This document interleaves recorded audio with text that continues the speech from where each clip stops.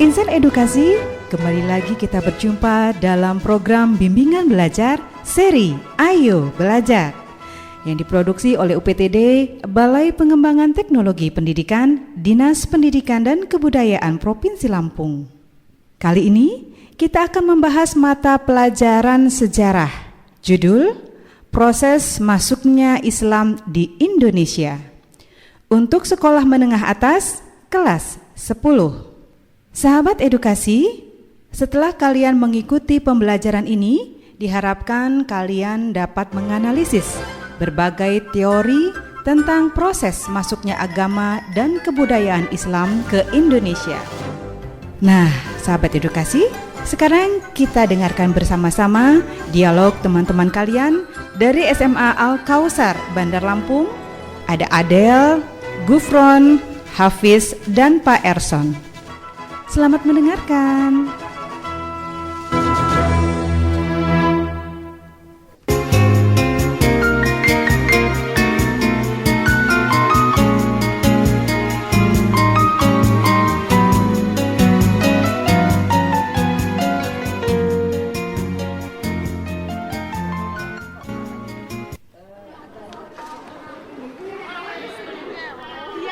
Hafiz, kamu nanti setelah sholat zuhur mau kemana? Gak tahu nih, saya mungkin cuma di kelas aja. Gimana kalau kamu temenin saya ke perpustakaan? Mau ngapain? Saya mau cari buku nih tentang masuknya agama Islam ke Indonesia. Ya udah deh, nanti saya temenin.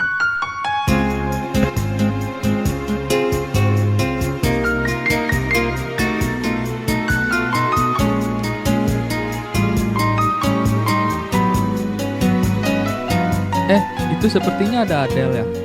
Iya benar, itu Adel. Hai Del, lagi ngapain kamu di sini? Iya, saya lagi baca buku cerpen untuk tugas bahasa Indonesia nih. Kamu mau nggak bantu kita cari buku masuknya agama Islam ke Indonesia? Ya udah, kebetulan saya juga baru selesai. Wah, sepertinya di situ ada buku tentang sejarah Islam di Indonesia. Iya, itu bukunya. Kalau gitu, kita baca bareng aja yuk. Boleh juga tuh ide kamu. Oh, ternyata masuknya Islam ke Indonesia itu dengan damai ya. Salah satunya melalui komunikasi dakwah, sehingga memperoleh pengaruh yang begitu luas di Nusantara. Dan juga mengisi ruang-ruang yang kurang tersentuh oleh proses Hinduisasi. Ada juga nih beberapa pendapat tentang teori masuknya agama Islam di Indonesia yang disampaikan para ahli. Contohnya, Husein Jayadiningrat yang mengatakan masuknya agama Islam ke Indonesia melalui Persia yang dikenal sebagai Iran. Memang buktinya apa aja? Buktinya adanya ejaan dalam bahasa Arab. Dan masih banyak lagi pendapat para ahli lainnya.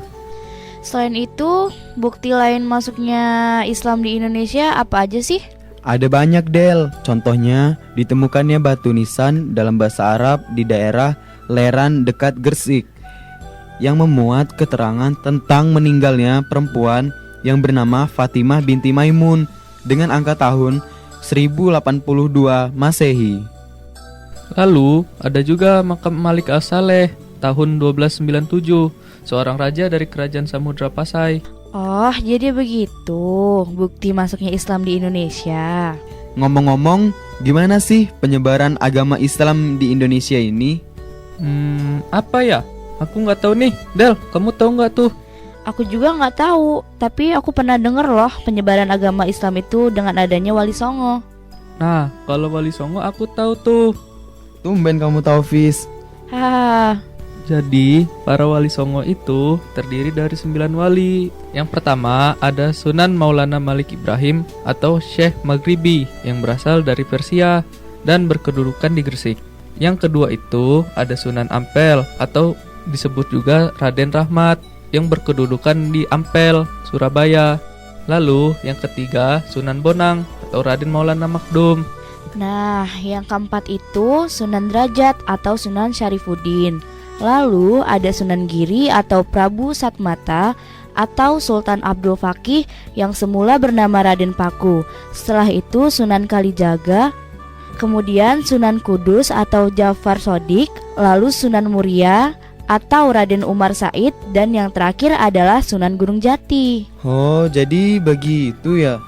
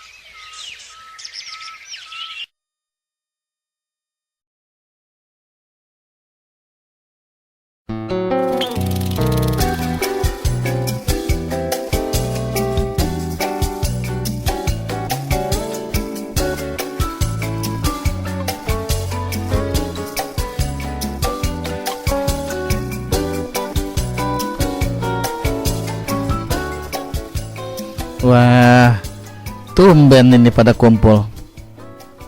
Memang sedang bahas apa ini kumpul-kumpul?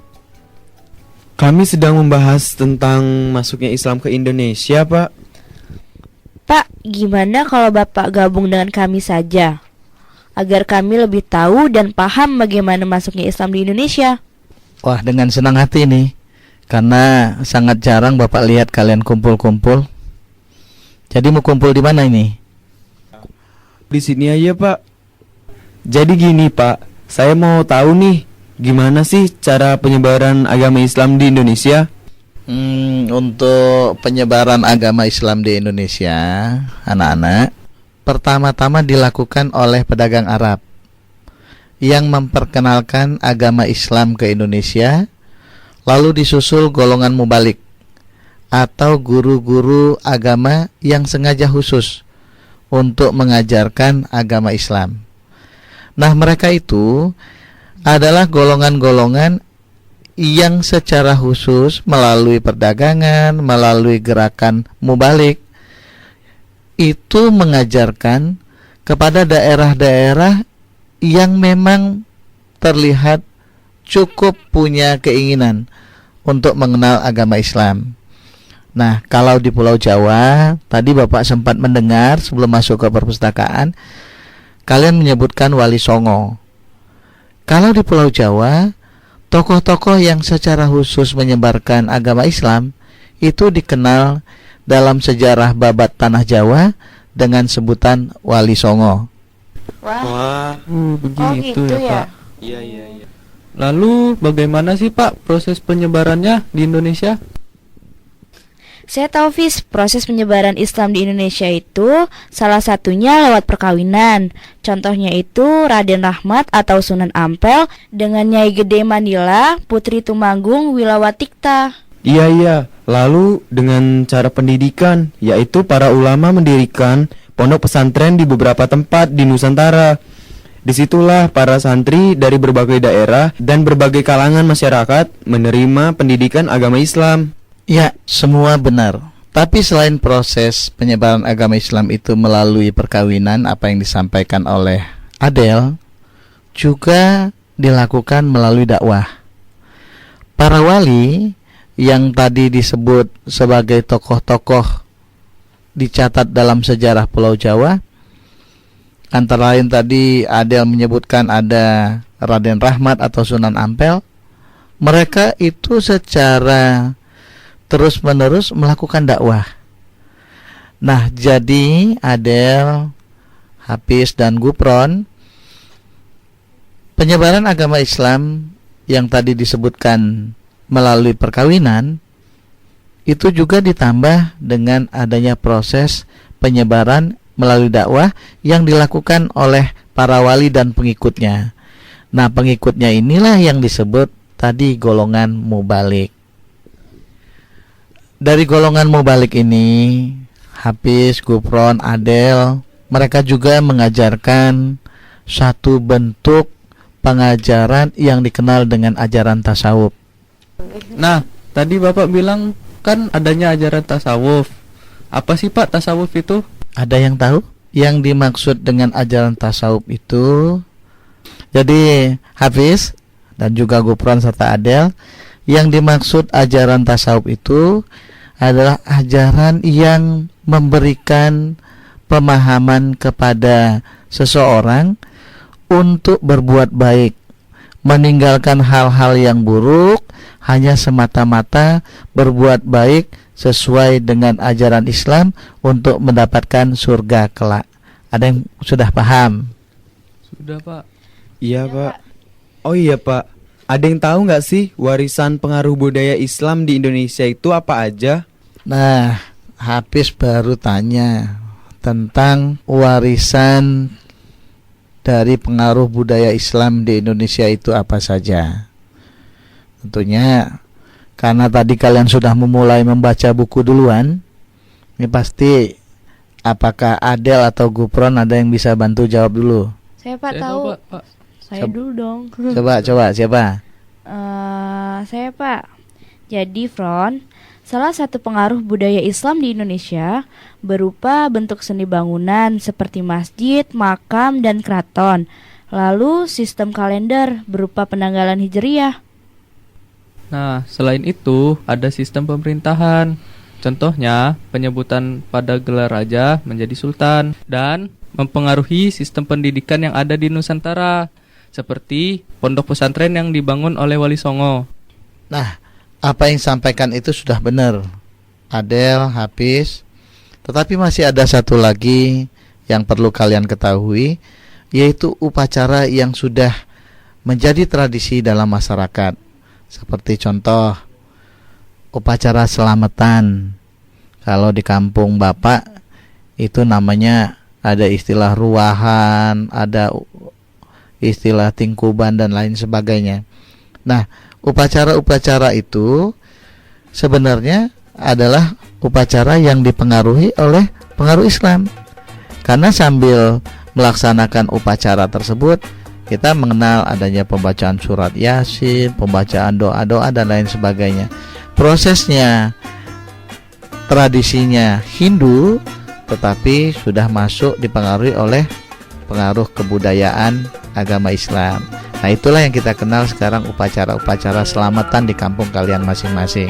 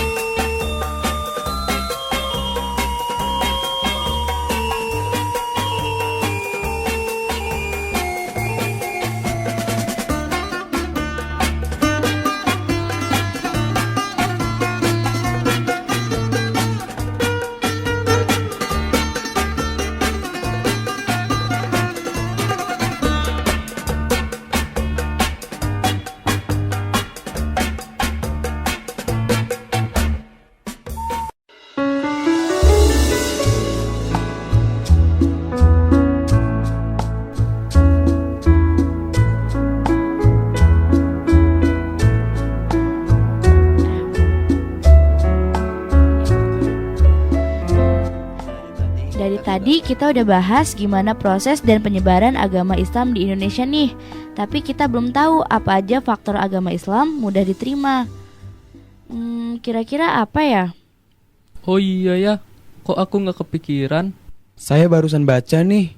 Jadi, mudahnya agama Islam diterima adalah yang pertama, syarat masuk agama Islam itu mudah.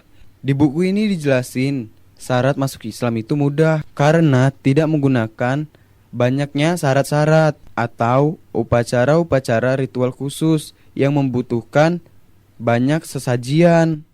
Terus, Islam juga tidak mengenal sistem kasta seperti yang terdapat pada agama lain.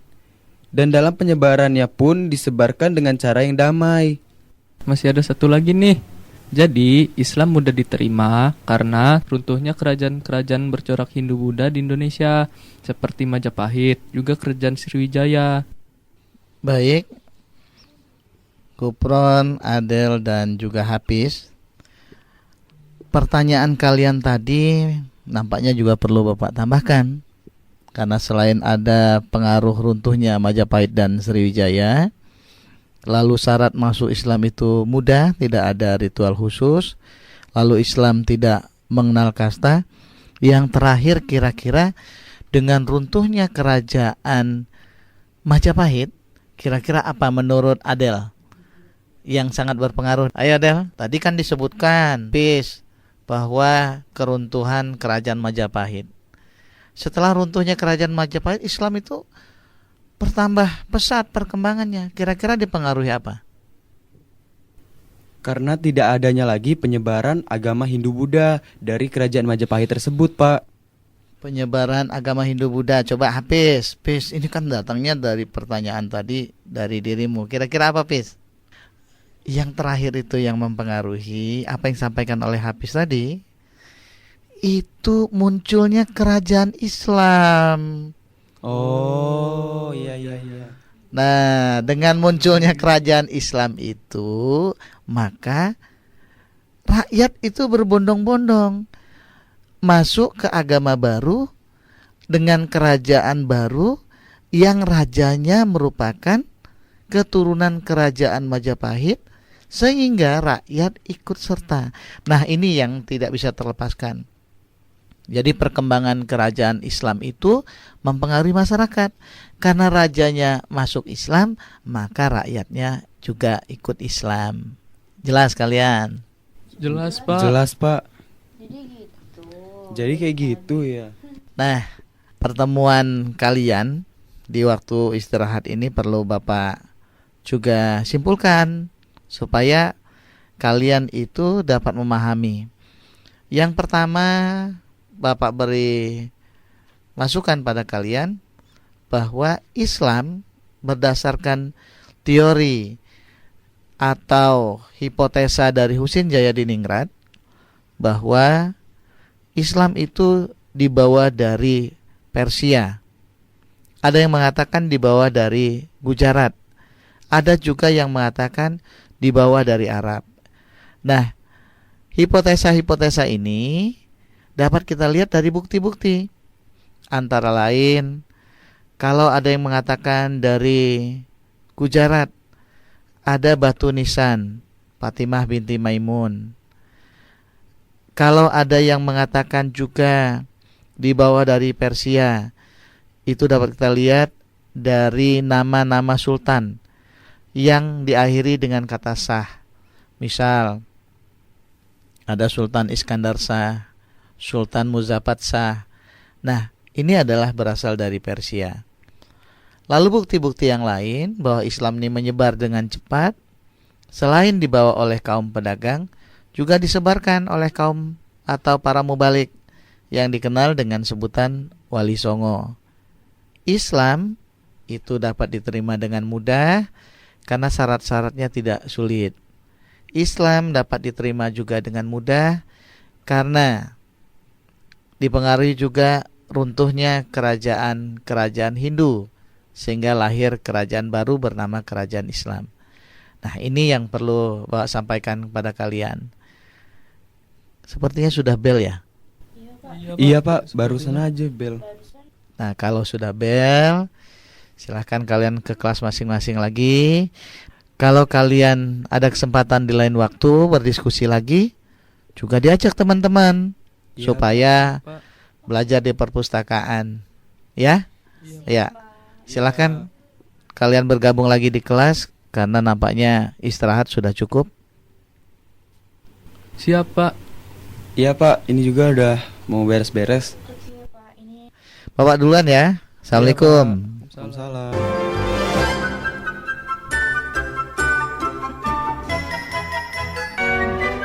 Nah, sahabat edukasi, mudah-mudahan kalian semakin memahami tentang proses masuknya Islam di Indonesia.